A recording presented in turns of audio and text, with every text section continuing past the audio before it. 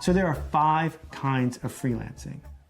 And judging from the feedback I've gotten from my readers, many people are stuck at level 1. Level 1 is what I call the Mechanical Turk.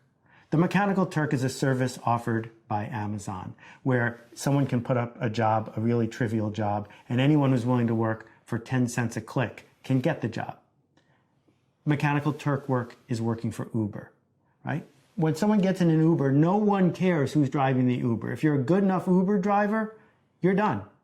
The good news about being a Mechanical Turk kind of freelancer is you never have to worry about any marketing. You never have to worry about how you get your next gig. It shows up. A middleman brings you the gig. The bad news is you are generic. You are a cog in a system that's run by somebody else. Our entire goal in this program is to figure out how to get you from level 1, the Mechanical Turk, the person who says you can pick anyone and I'm anyone, and take you to the next level and the next level and the next level. So level 2, I call the handyman. The handyman gets the gig because she's handy. Right around the corner, the easiest one, the one to grab. Now, there's an advantage to being a handyman if there are lots of people around you who need what you do, right? That if you are the only wedding photographer within 10 miles, you're handy. So you're going to get the gig for that reason and that reason alone. But you can do better than that. Level 3 is the craftsman. The craftsman is somebody who is invested enough in the craft that they're demonstrably a little better than the next person. And so the person who's shopping around, the business or the consumer who's looking for a freelancer says, well, I pick you because you're a little better.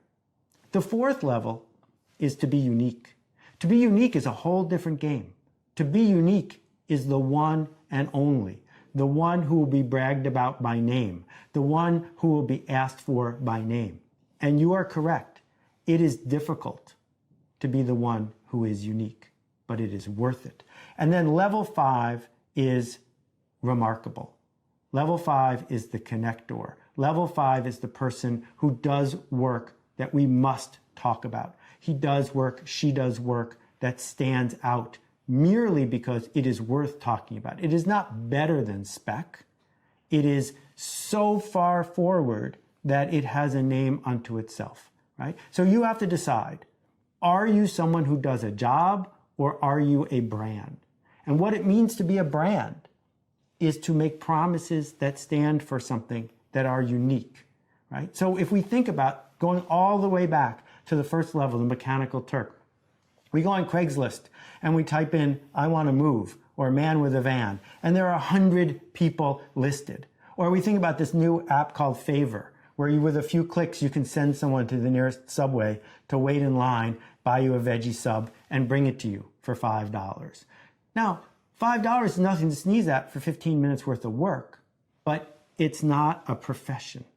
What you are is a cog in a machine waiting for the next person to come up, right? That when you work for an ad agency, and the ad agency has a big Rolodex, and they call on somebody who's ever next in the rotation to do very specific work that anyone can do, you're always going to be without power. And so I want to challenge you to think about these 5 levels, think about where you want to be and what cost, what payment you're willing to make to work your way up to the level of unmistakable.